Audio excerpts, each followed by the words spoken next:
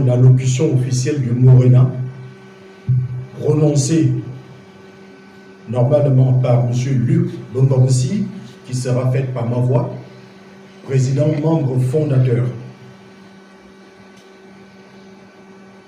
Mesdames et messieurs les journalistes, chers compatriotes, le Morena n'est pas parvenu publiquement ces derniers mois.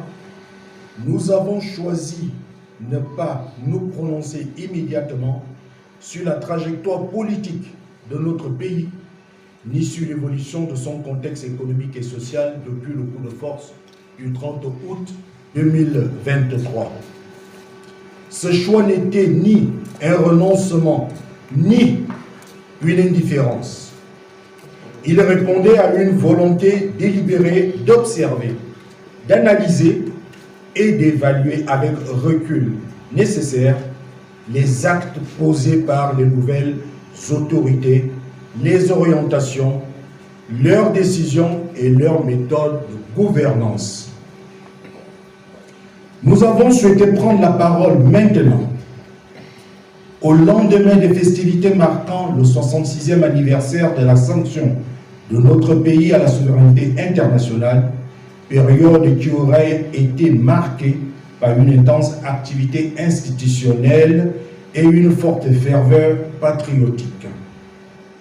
C'est à l'issue de cette séquence que le Morena estime nécessaire de s'adresser à l'opinion nationale, aux acteurs politiques, aux organisations de la société civile et ainsi qu'aux responsables religieux. Notre message est un appel urgent au ressaisissement et au redressement national. Un appel assorti de l'euphorie qui semble avoir, ces derniers mois, plus encore que par le passé, émoussé notre capacité collective à la vigilance. Un appel à davantage de clairvoyance, de la perception des enjeux et des défis auxquels notre pays est confronté. Un appel à plus d'exigence dans les choix qui sont opérés et dans l'obligation de la transparence qui doit s'attacher à leur mise en œuvre. Chers compatriotes, un nouveau régime s'est imposé à notre pays depuis le 30 août 2023. Le Morena avait, en son temps, salué le courage de nos compatriotes qui avaient assumé leurs responsabilités en mettant fin au régime aventurier d'Ali Bongo Ondimba. Nous avions salué cette intervention avec force, d'autant plus que, fidèles à notre approche fondée sur le triptyque destitution, transition, élection, nous espérions depuis longtemps une action susceptible de mettre un terme au système militaro-clanique qui a maintenu notre pays sous une chape de plomb depuis les années 1960 avec la complicité des réseaux de la France-Afrique.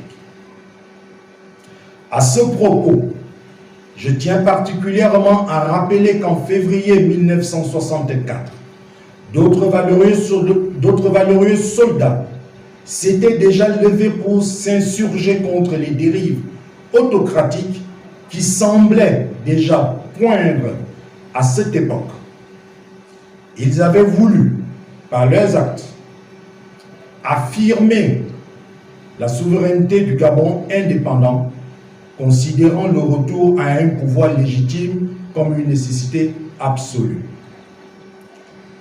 Nous sommes surpris du grand silence qui continue d'entourer cet épisode douloureux de notre histoire, alors qu'on aurait pu attendre d'un pouvoir dirigé par des militaires qui leur reconnaissent le mérite de leurs valeureux devanciers en les réhabilitant et en restaurant leur dignité.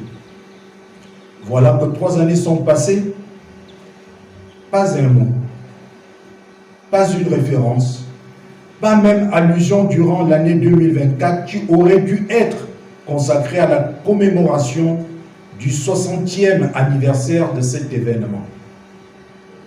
le capitaine Tchoréré a combattu pour la France. Il a été honoré à juste titre en tant que valeureux soldat gabonais. Nos héros de février 1964 semblent, eux, être les grands oubliés du rappel mémorial du CTRI. Eux sont tombés pour le Gabon. Leurs noms, ainsi que ceux de bien d'autres compatriotes qui ont versé leur sang pour l'honneur et la dignité de notre pays, doivent recevoir la reconnaissance de la nation. Durant les 3 dernières années, de nombreux compatriotes ont pourtant été honorés et distingués. Pour la prospérité, je voudrais me permettre de citer les noms de quelques-uns d'entre eux. Les lieutenants Jacques Mombo et Valère Essonot, les sous-lieutenants Daniel Mbeni, Daniel Ndo Edou et leurs compagnons, dont une trentaine a perdu la vie à la suite de l'intervention menée par la France pour reconquérir le Gabon. Plus largement, le Morena considère que trop nombreux pans de notre histoire ainsi étaient traversés. C'est une injustice qu'il faut maintenant penser à corriger.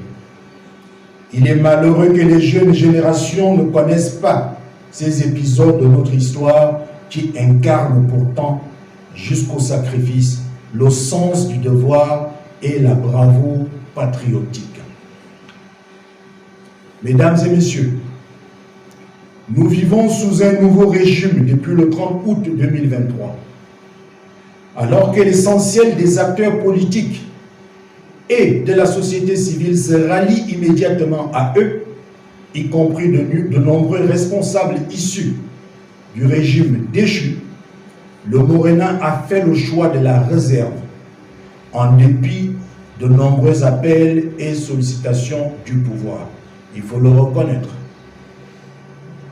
Un choix de réserve dans la longue tradition de notre parti, car nous voulions nous donner le temps de mesurer si la rupture annoncée allait réellement se traduire par une transformation profonde de la gouvernance du pays.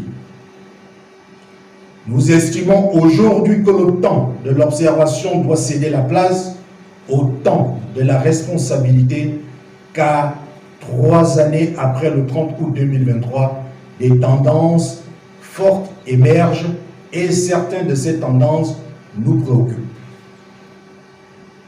Pour commencer, il faut peut-être souligner à nouveau que la révolte de 2023, comme celle de 2016 et de 2009, les grandes revendications de 1990, et l'on pourrait même remonter aux événements de la gare routière en 1981, ont été, chacune à leur manière, l'expression d'une volonté profonde de rupture et de refondation. Ils traduisent des attentes fortes de nos populations à plus de justice sociale, à plus de transparence, des aspirations à la gouvernance et à la transformation véritable de notre économie au profit des Gabonais. La rupture espérée longtemps n'était donc pas seulement celle des institutions ou des dirigeants, elle concernait aussi et presque davantage les pratiques de gouvernance. Ainsi, notre pays et sa population ont profondément souffert des conséquences douloureuses d'une gouvernance despotique caractérisée par la concentration excessive du pouvoir entre les mains d'un seul homme, un affaiblissement des contre-pouvoirs nourris par un clientélisme mortifère. Ce sont ces pratiques que nous avons longtemps dénoncées et qui ont contribué à la faillite de nos institutions et au délitement de notre société. Il serait profondément regrettable, après toutes ces frustrations, tant de sacrifices, et une si grande espérance que les errements du passé refassent surface sous de nouvelles formes.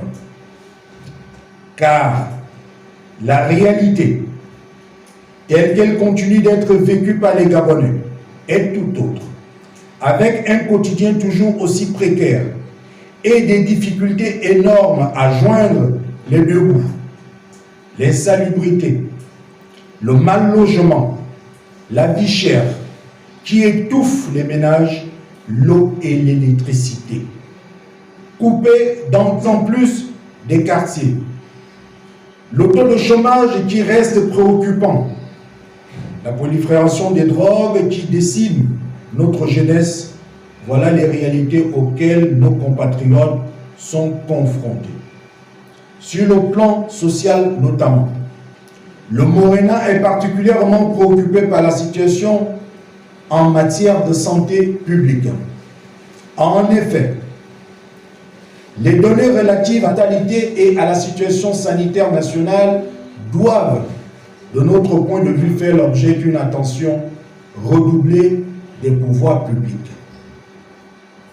Les chiffres avancés concernant le nombre de décès enregistrés depuis le début de l'année 2026, ainsi que l'évolution de la mortalité maternelle, sont suffisamment alarmants pour justifier une mission d'évaluation de la situation sanitaire soit menée de manière rigoureuse et indépendante.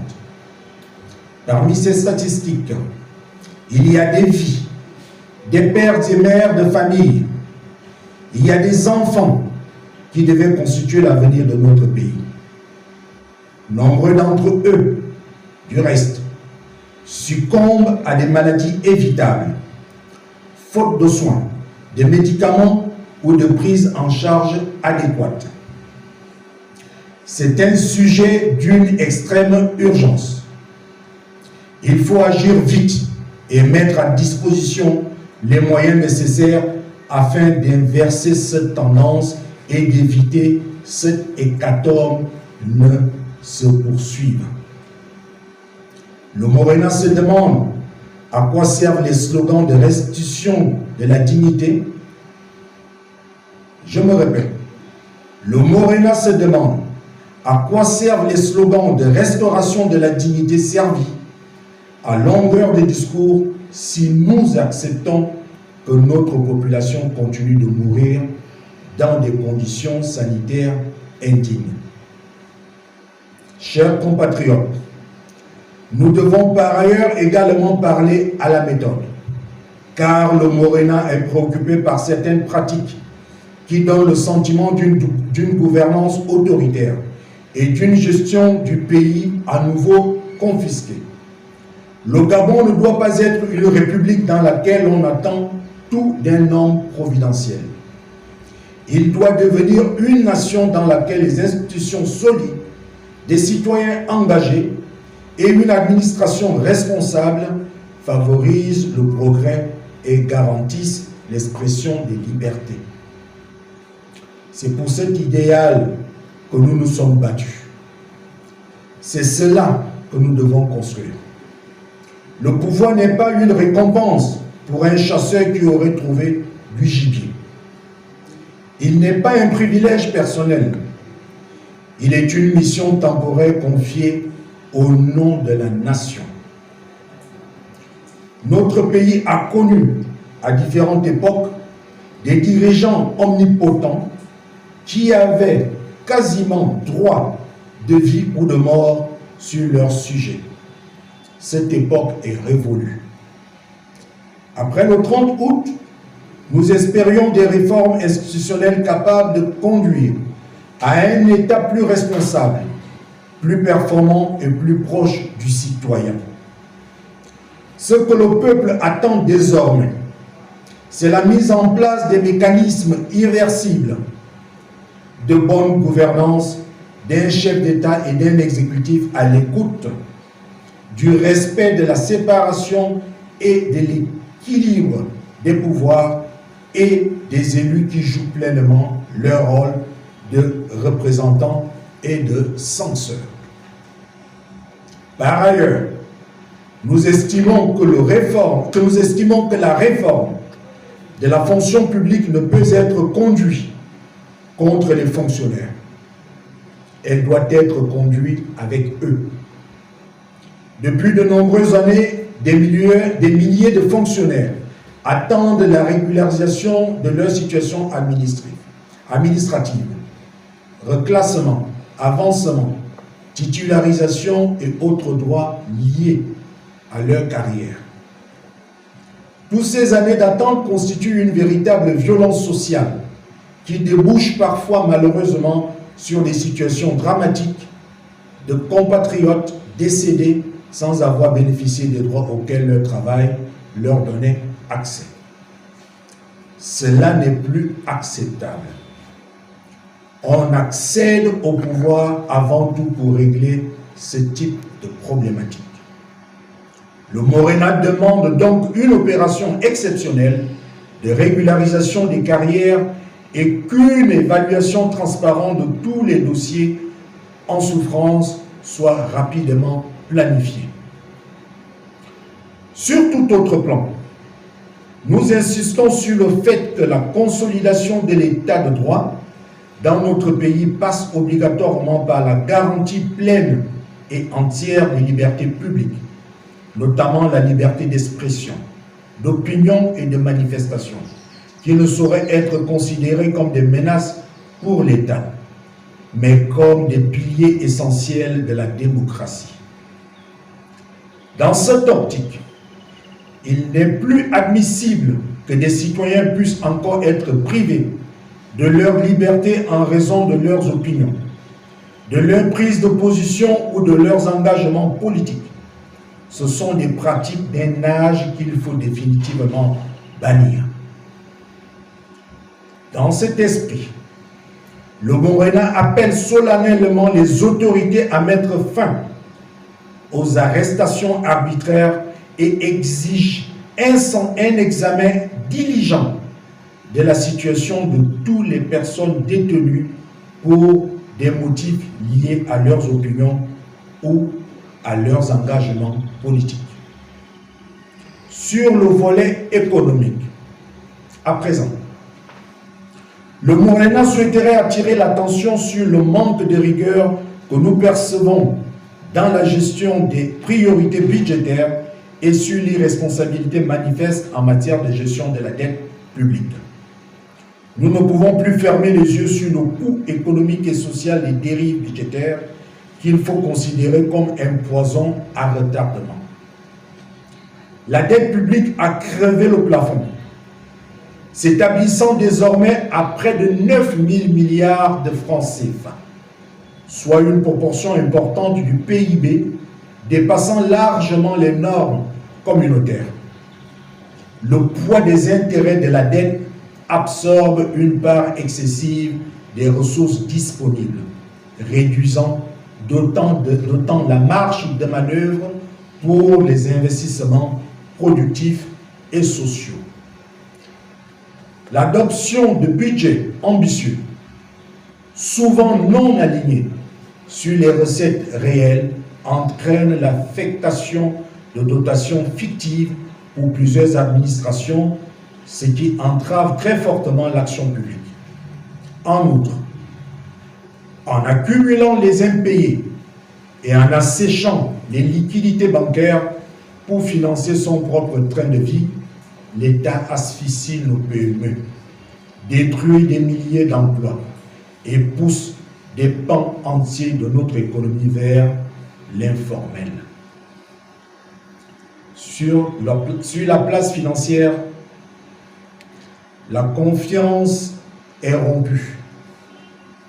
Les conditions de règlement sont devenues imprévisibles.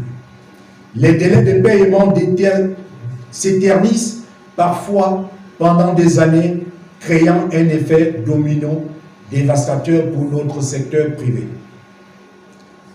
Dans le même temps, l'agenda public considère davantage de dépenses fastueuses, alors que tant de secteurs fondamentaux nécessitent des investissements urgents. Nous invitons le gouvernement à corriger le tir sur ce plan.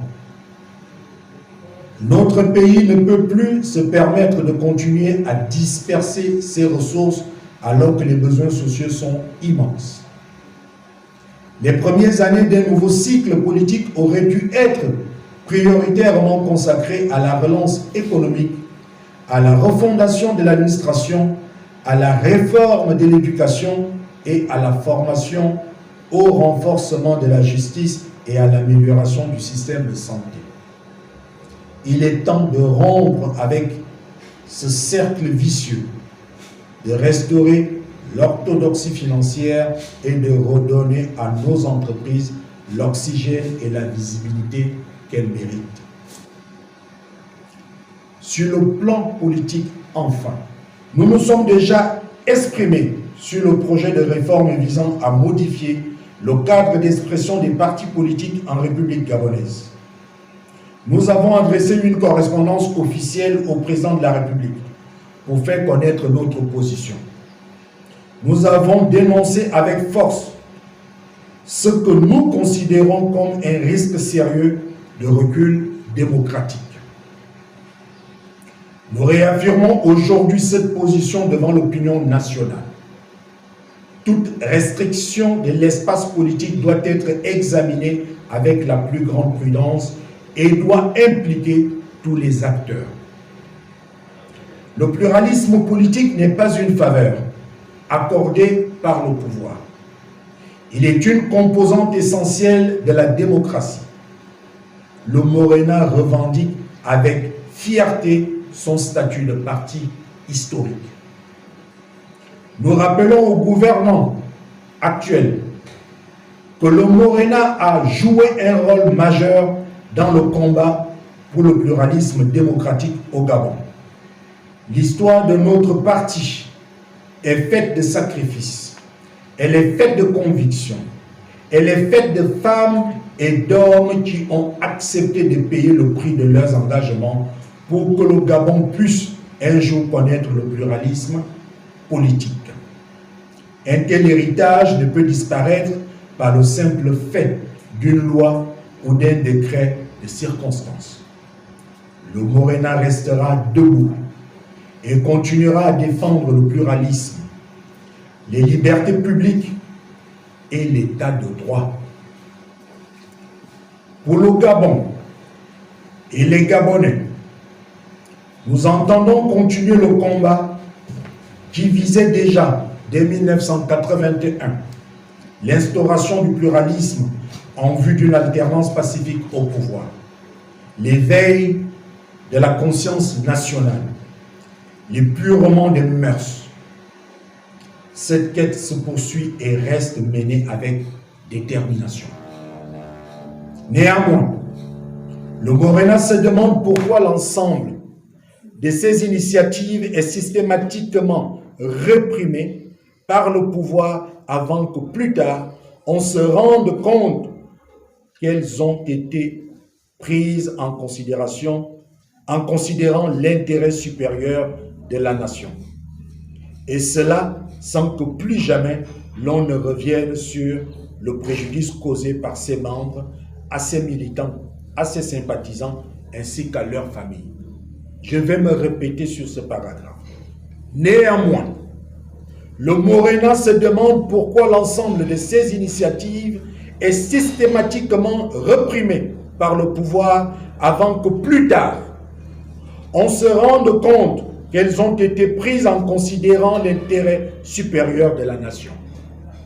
Et cela sans que plus jamais l'on ne revienne sur les préjudices causés par ses membres, ses militants, à ses membres, à ses militants, à ses sympathisants, ainsi qu'à leurs familles.